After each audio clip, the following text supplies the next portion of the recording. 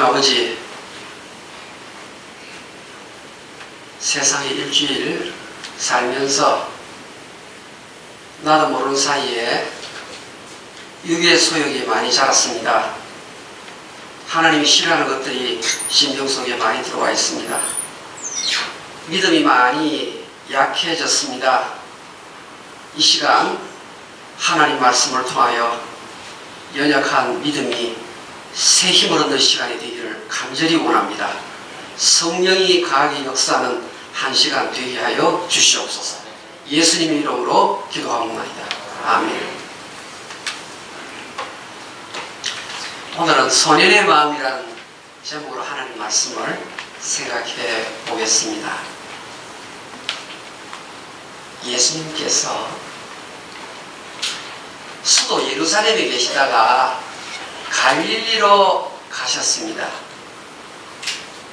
알아듣기 쉽게 표현하면 예수님께서 서울에서 일을 하시다가 압록강 신의주로 가셨다 생각하시면 되겠습니다.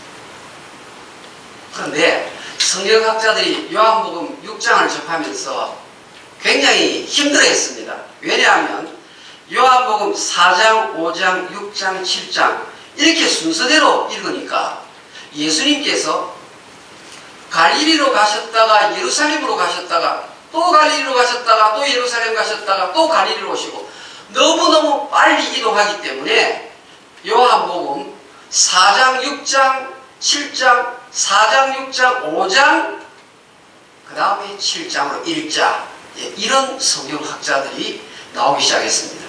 그런데 성경 사본학을 연구하는 사람들이 요한복음 5장하고 6장하고 서로 순서가 바뀌어 있는 성경이 있는지 찾아보니까 한 군데도 바뀌어진 사본을 찾지를 못했어요. 그래서 요한복음은 4장, 5장, 6장, 7장, 8장 이 순서대로 읽고 설교를 듣는 것이 옳다, 이런 결론을 내렸습니다. 그래서 성경학자들이 오해한 것은 장소가 이동될 때 헷갈렸어요. 시간적인 순서로 생각한 거예요.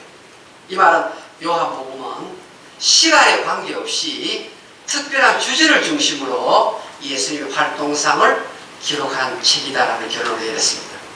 아무튼 예수님께서 예루살렘에 계시다가 이제 갈릴리로 옮기셨습니다. 옮기셔서 병자들을 많이 돌보십니다. 옛날에는 지금이나 아픈 자들은 참 많이 있었죠. 그런데 수많은 병자들을 요한복음 6장 이전에 예수님께서 잘 케어해서 병을 낫게 하시니까 인산인해 수많은 사람들이 동서남북 사방에서 몰려들었습니다. 예수님 주변에 어느 정도 사람이 모여들었는가 하면 약 2만 명 정도예요. 근데 성경은 남자들만 한 5천 명쯤 된다고 설명합니다. 옛날에는 남자들만 숫자에 카운터를 했기 때문입니다. 그러니까 엄청나게 많은 사람들이 모여들었습니다. 그런데 예수님께서 제자 중에 빌립에게 서열 랭킹 5입니다. 빌립에게 질문합니다. 빌립아, 어느 마켓에 가서 밥 먹을 때가 되었는데 이 사람들 양식을 공부할 수 있겠느냐? 예수님이 빌립 제자에게 물어봅니다. 그러니까 이 빌립이 굉장히 머리가 잘 돌아가는 제자예요. 한 2천만 원 정도 있으면 되겠습니다. 자, 요즘 말로 바꿉니다. 2천만 원 정도 있으면 한 끼 식사를 다 이렇게 먹을 수 있을 것 같습니다. 그렇지만 엄두가 안 납니다. 두 번째는 베드로를 전도해왔던 안드레에게 묻습니다. 안드레는 어떻게 생각하느냐? 안드레는 아주 잽싸게 도시락 가방을 들고 온 소년 하나를 데리고 와서 예수님, 다른 건 모르지만 여기 이 아이의 도시락 보리떡 5개, 물고기 2마리 이것밖에 없습니다. 예수님 알아서 하십시오. 쉽게 말하면 안드레는 은근히 예수님의 어떤 기적을 바라고 있었는지 모르겠습니다. 예수님께서 이 소년의 이 아이의 도시락을 받아가지고 하나님 앞에 감사기도를 먼저 드립니다. 감사기도를 드린 다음에 줄을 세워서 나눠주라고 말합니다. 그래서 나누어 주고 또 나누어 주는데 성경은 5,000명을 먹이고 합쳐서 2만 명 정도 됩니다. 5,000명을 먹이고 남자만 5,000명을 먹이고 이 로마 천주교 가톨릭 성경에는 남자라는 단어를 붙여놨습니다. 5,000명을 먹이고 12가지를 남겼다 이렇게 성경이 기록합니다. 여러분 지금 성경에 나오는 이 이야기를 우리가 들으면서 오늘 하나님 말씀 들으려고 예배당에 나왔는데 내 개인적으로 이 오병이어의 기적이죠. 오병이어의 기적 마태, 마가, 누가, 요한복음에 전부 나오는 아주 큰 기적이에요. 이 이야기가 나에게 무슨 의미를 줄까? 저도 지금 이 본문을 이번 주간에 묵상하면서 4월 30일 주일 교회 나오는 분들에게 하나님의 메시지를 전해야 되겠는데 이 오병이어의 기적을 통해서 무엇을 증가하기를 원할까? 굉장히 많이 고민을 했습니다. 저는 9절에 여러분 9절 보시기 바랍니다. 9절 여기 한 아이가 있어 보리떡 5개와 물고기 2마리를 가지고 있나이다. 고개 들고 저를 보세요. 우리 한글 성경에는 한 아이가 있어 이렇게 적혀 있습니다. 그런데 이 아이는요 영어 성경 가운데에서 New American Standard Bible이라는 Literal Translation 성경이 있어요. 거기에 보면 사춘기 소년으로 번역해 놓았어요. NIV 성경 그냥 보이라고 적어봤는데 제가 그리스어를 찾아서 대조해 보니까 성경학자들이 사춘기 소년이 도시락 가방을 메고 따라왔던 모양입니다. 그래서 그 안에 보리떡 5개하고 꽁치 같은 것 2마리 딱 말린 것, 그러니까 대왕 멸치 정도 생각하시면 되겠습니다. 그것을 보리떡만 먹으면 좀 그러니까 간을 맞추기 위해서 왕멸치 2마리 들어있다 생각하시면 되겠습니다. 자, 지금 이 소년이 그 도시락을 예수님 앞에 내어놓은 것입니다. 여러분, 사춘기 소년, 냉장고가 뜨겁다, 우리 집에 냉장고가 뜨겁다 이런 말 하면 무슨 말입니까? 집에 사춘기 소년이 있으면 하도 냉장고 문을 열었다가 닫았다가 왜? 먹을 거 찾는다. 그래서 사춘기 아이들이 있는 집은 냉장고가 뜨겁다라는 말을 종종 합니다. 냉장고가 좀 차갑게 있어야 되는데 아무리 먹어도 계속 다오다오 하니까 또 열고 먹고 또 여는 거예요. 여러분, 굉장히 남과 나누기 힘들 때가 사춘기예요. 근데 이 아이가 지금 예수님께 도시락 가방을 내어놓은 거예요. 여러분, 2만 명 가운데서 도시락 가방 들고 온 아이가 이 소년 하나밖에 없었겠습니까? 아니요. 정말 먹을 것 챙겼던 사람들이 많이 있었을 것입니다. 그런데 무슨 영문인지 알 수 없지만 4,999명의 남자들 가운데에서 5,000명 가운데서 이 한 명을 빼고 4,999명은 집에 갈 때, 축축할 때, 속이 좀 당길 때 그때 먹자 그래가지고 내어놓지를 않았습니다. 안 내놓은 겁니다. 그런데 가장 내어놓기 힘든 이 청소년 사춘기의 이 소년이 먹을 것을 내놓았다. 따라합시다. 본성을 거스르는 행위. 본성을 거스르는 행위란 말입니다. 여러분, 본성을 거스르는 이 행위는 쉽지가 않습니다. 내 코가 다짠데 라는 말이 있죠. 내 코가 다짜 하나 빠졌는데 내가 누구를 살피느냐 이런 말을 많이 해요. 그래서 우리 한자 성어 가운데 오비 삼척이다 이런 말이 있죠. 오라는 말은 나라는 뜻이고 비라는 말은 코를 말하죠. 삼척이라는 말은 한 척이 30cm니까 내 코가 90cm 빠졌다 이 말입니다. 길이가 길어났다. 그러니까 이게 피노키오를 말하는 게 아니에요. 아니, 내 코가 삼척인데 내가 누구를 돌본단 말이냐? 이 뜻은요, 여기 코는 콧물을 말하는 겁니다. 여러분, 감기 걸리면 이 코가 좀 나오지 않습니까? 그렇죠. 그런데 이 코가 30cm 정도로 계속 늘어나니까 내 콧바퀴가 바쁘기 때문에 나 당신 돌볼 틈이 없다는 거예요. 여기에 모여있는 사람들이 전부 다 내 코가 90cm 콧물이 긴데 내가 뭐 하려고 도시락 가방을 열어가지고 내놓는단 말이냐? 한 사람도 상대를 배려한 자가 없었습니다. 그런데 예수님께서는 본성을 거스려서 도시락 가방을 내어놓은 이 소년의 이 마음을 예수님 받으셨어요. 그러니까 성경에 어떤 역사가 나오는가 보니까 풍성함의 극치를 이루는 겁니다. 풍요로움의 극치를 이루는 겁니다. 자기도 살고 도시락 가방을 내어놓으니까 자기도 살고 그 안에 있던 사람들이 전부 다 풍요로움을 누릴 뿐만 아니라 12광주리를 남겼다라고 말합니다. 여러분, 예수 믿는 신자들이 생각보다 넘지 못하는 벽이 있는데 그것이 무엇인가 하면 본성을 거스리는 행위를 생각보다 못합니다. 못해요.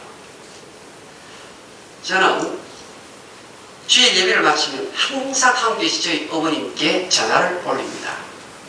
저희 어머님이 85세신데 저하고 대화를 자주 나누는데 뭐라고 말씀하시는가 하면, 이번에 손자 손녀들이 방문을 해서 저희 어머님은 손자들이 오면 지갑을 열어서 돈을 나눠주거든요. 그런데 전에는 10만원을 줬는데 이제는 자금이 딸려서 5만원만 줬다 그러는 거예요. 그래서 어머니 왜 한 명씩 10만원씩 줬는데 왜 5만원만 주십니까? 요즘 수입이 별로 없어서 안 되겠다. 그래서 잘했어요. 어머님 연세 드실수록 더 손자 손녀들을 배려하셔야 됩니다. 하나님께서 어머님이 할머니로서 손자 손녀들에게 돈을 10원씩 주시면 풍요로우신 하나님께서 반드시 채워주실 것입니다. 내가 아멘 크게 했더니 어머님도 아멘 그러세요. 어머님도 교회 권사님이신데 한평생 잘 베푸세요. 그런데 이제 나이가 드시면서 움켜쥐고 싶어하는 갈망이 좀 더 일어난 거예요.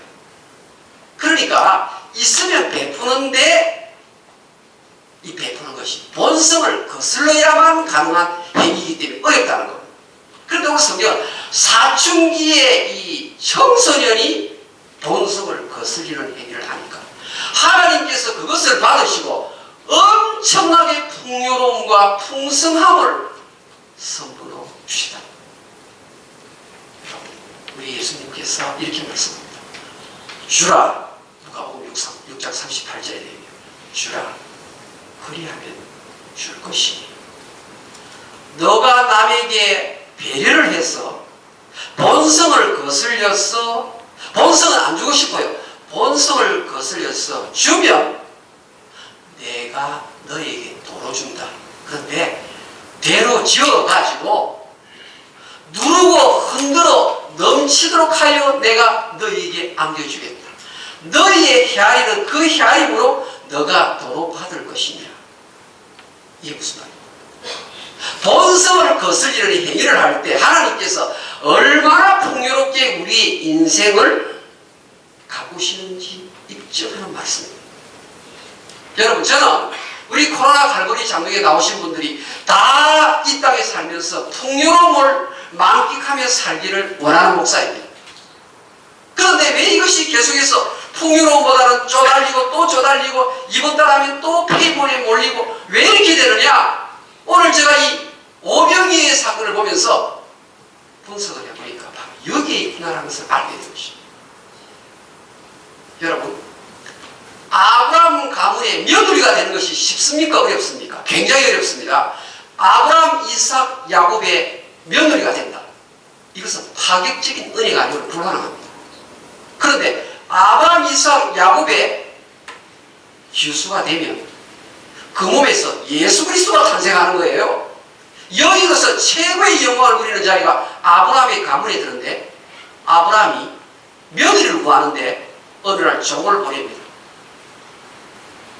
너 우리 내가 사는 이 가나안 땅에는 너무 세상 습관에 익숙한 본성을 거스리지 않는 인간들이 많기 때문에 고향 땅에 가가지고 믿음 좋은 며느리 하나를 데려오라. 그래서 아브라함이 신임하는 종을 바단 아람에 보냅니다. 그런데 이 종이 마침내 아브라함의 고향 땅에 가가지고 며느리를 구해오는데 어떻게 구합니까? 종은 딱 하나입니다. 하나님이요, 내가 먼 길을 여행한 나그네가 아닙니까? 그런데 물길로 나오는 수많은 여인들 가운데에서 우물물을 뜬 다음에 나에게도 물을 줄 뿐만 아니라 낙타에게조차 배려하는 마음이 있다면 그것이 하나님이 지명한 아브라함의 아들 이삭의 짝이 될 자임을 나는 확신하겠습니다. 그래가지고 산 넘고 물 건너 머나먼 땅에 가서 물 기는 시간에 되어서 여자가 오는데 그 여자가 바로 리브가예요. 물 좀 마실 수 있겠느냐 그랬더니 리브가가 물동이를 내려놓고 물을 마시게 하면서 옆에 있는 낙타를 보는 겁니다. 낙타도 많이 목이 마른 것 같으니까 이 낙타에게 물을 다 마시도록 하겠습니다. 여러분, 이 낙타가요, 별명이 물보예요. 물보. 얼마나 물을 많이 마시는 동물인지 모릅니다. 그런데 이 여자의 몸으로 내려가가지고 물을 길어가지고 부으면 낙타가 순식간에 다 마셔버려요. 또 물 길어오면 또 다 마셔버려요. 낙타가 장같이 열마리예요. 상대를 배려하고 헤아리는 이 마음 하나 가지고 하나님께서 리브가를 풍요롭게 하시는데 아브라함 가문의 며느리가 되게 할 뿐만 아니라 예수 그리스도의 족보에 반열에 들어가는 여인으로 삼았다는 사실. 여러분, 어떻게 헤아리십니까? 여러분 만나는 사람을 어떻게 여러분 대하십니까? 배려하는 마음이 과연 얼마나 되십니까, 여러분? 신약 성경에 도르가라는 여자가 있었습니다. 도르가. 이 도르가는요, 사도행전 9장에 보면 예수 믿는 여인이라고 말합니다. 여제자. 그런데 예수 믿는 여제자, 이 도르가예요. 다비다라고도 합니다. 다비다는 히브리어고 도르가는 헬라 말이에요. 이 도르가가 살아생전에 과부들을 배려했어요. 과부들을. 혼자 있는 여인, 1세기의 과부들은 너무나 비참한 삶을 살았어요. 그런데 이 도르가가 예수 믿는 여인으로서 그 과부들의 겉옷과 속옷을 지어줬어요. 시간이 많이 걸리는 일이에요. 2000년 전에 1세불 옷 한 벌 두 벌 가지고 살다가 죽으니까 그때 옷값이 얼마나 비싼지 모릅니다. 그런데 이 도르가가 그 옷을 지어다가 그들에게 베풀었어요. 그래서 성경은 병들어 도르가가 죽었더라 이렇게 나옵니다. 죽으니까 이 과부들이요, 그 지역에 와 있는 예수님 1등 제자 베드로에게 전가를 보냅니다. 이버젓이 전보를 치는 겁니다. 베드로 선생님이 빨리 와서 손 좀 써보십시오. 그 베드로가 전가를 받고 와보니까 도르가가 죽은 겁니다. 그런데 성령이 이 도르가의 시신을 베드로가 바라보고 있는데 이 성령께서 강하게 역사하는 거예요. 여러분, 예수님 말고 신약 성경에서 사람이 죽었는데 다시 살리는 이적은 누가 합니까?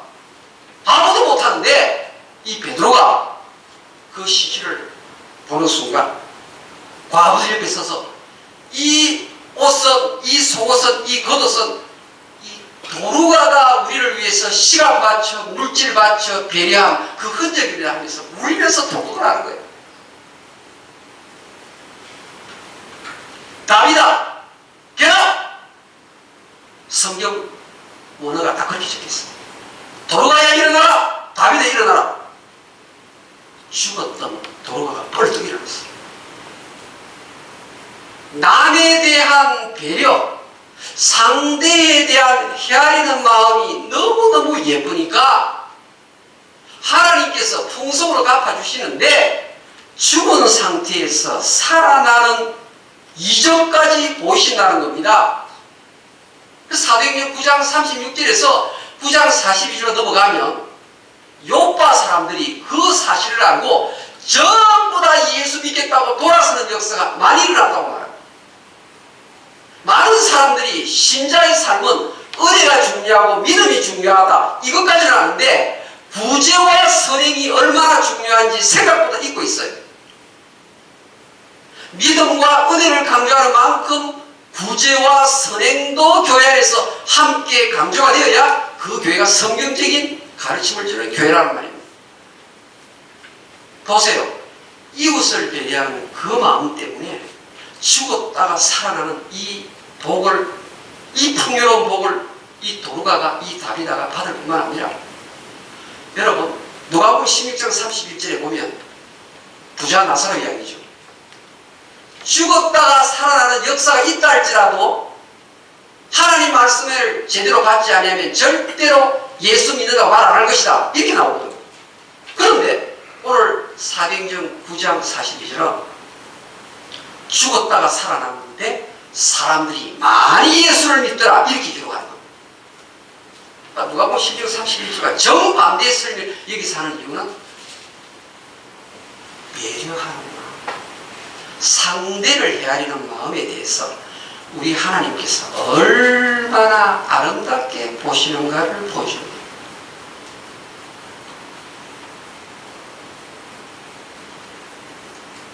구약성경 열왕기상 17장에 가면 제가 13절, 14절 내용을 설명해 드리겠습니다. 사르밧 동네에 남편 죽고 아들 하나 남겨온 상태에서 너무나 어려워가지고 집에 있는 밀가루하고 기름 남았는데 이제 전부 처먹고 죽겠다는 한 여자가 있었습니다. 이게 죽기 전에 먹는 마지막 음식이에요. 그러니까 장례식 직전에 먹는 마지막 음식을 이제 장만하는 거예요. 나무까지 죽어가지고. 그런데 하나님의 선지자가 이 집을 방문한 거예요. 그리고 나서 뭐라고 말하나? 먼저 밀가루하고 기름병을 가지고 전을 붙인 다음에 그것을 나에게 가져오라. 내가 먼저 먹어야 되겠다. 아니 세상에 야만거리가 없어도 이렇게 없을 수가 있습니까? 지금 먹고 죽겠다는 이게 이 땅에서 마지막 음식 하나 남았는데 그것을 가지고 하나님이 선지자가 와가지고 그거 내한테 갖다 바치라 이러는 거예요. 그러면 굶어 죽으라는 말 아닙니까? 그런데 먼저 나에게 대접하면 그 다음 그 이후에는 하나님이 알아서 하실 것입니다. 이게 뭐예요? 어떤 역경의 상황에도 상대를 배려하고 상대를 헤아리는 마음을 가질 때 나그네가 방문한 거거든요. 하나님의 선지자가. 나그네를 방문했을 때조차도 상대를 배려하면 내 코가 석자인데 이런 말 하지 않고 상대를 배려했을 때 성경은 어떻게 나오는가 하면요. 하늘에서 비가 내리기까지 하늘이 3년 6개월 닫혀지지 않습니까? 다시 하늘에서 비가 내리는 그 기간이 언제인지 알 수 없지만 그때까지 밀가루가 무진장하게 계속 나올 것이고 기름병도 끊어지지 아니하는 역사를 주리라. 실제 그대로 이루어졌습니다. 여러분 잠언 11장 25절에는 남을 윤택하게 하는 자, 상대를 배려하는 자, 상대를 굿 맺어 좋은 마음으로 생각하는 자는 남을 윤택하게 하는 자는 윤택하게 될 것이다. 할렐루야. 여러분 남을 윤택하게 하는 이 자가 신자의 본분이라는 사실. 신자의 본분 중에 하나는 내 코가 석자다 그 이상 이 말하지 마. 본성으로서는 움켜쥐고 싶은 거예요. 그래서 이런 말이지 않습니까? 여러분 저 아내가 유치부 교사를 오래 했죠. 그런데 집에 가서 얘기합니다. 아이고 오늘도 누구가 처절하게 싸웁니다. 그래요. 사탕 하나 있으면요 아이들은요 소리 다쳤다면 절대로 안 줍니다. 절대로 안 줘요.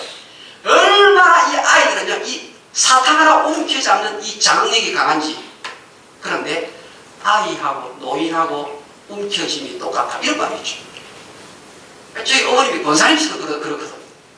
그러니까 실제 신자들의 현주소가 나의 갈수록 상대를 배려할 때 얼마나 하나님이 노후의 일생을 풍요롭게 하실지 기대가 되지 않습니까? 여러분 교회 달력 5월달, 오늘 4월 30일이니까 5월달 달력 넘겨보셨나요? 5월달 달력 딱 넘기시면요, 에베소 4장 32절이 나와요. 서로 인자하게 여기라. 서로 불쌍히 여기라. 그러면 하나님께서 너를 자비로 대하고 하나님께서 너에게 긍휼을 베푸실 것이다. 할렐루야! 우리는 이 성경 말씀을 믿는 자들이 정말 여러분들 본성을 거스린 이 청소년처럼 주변의 사람들을 헤아리시고 배려를 하시며 하나님의 풍요로운 축복이 여러분에게 고스란히 그대로 임할 줄 믿습니다. 이사야 58장 11절을 소개하면서 오늘 설교를 마치도록 하겠습니다. 이사야 58장 11절은 어떤 말씀이 나오냐면요, 너가 상대를 헤아리고 배려하는 마음을 가지면 너 인생이, 이사야 58장 10절, 깜깜한 밤중에 불꽃 터지는 인생이 될 것이다.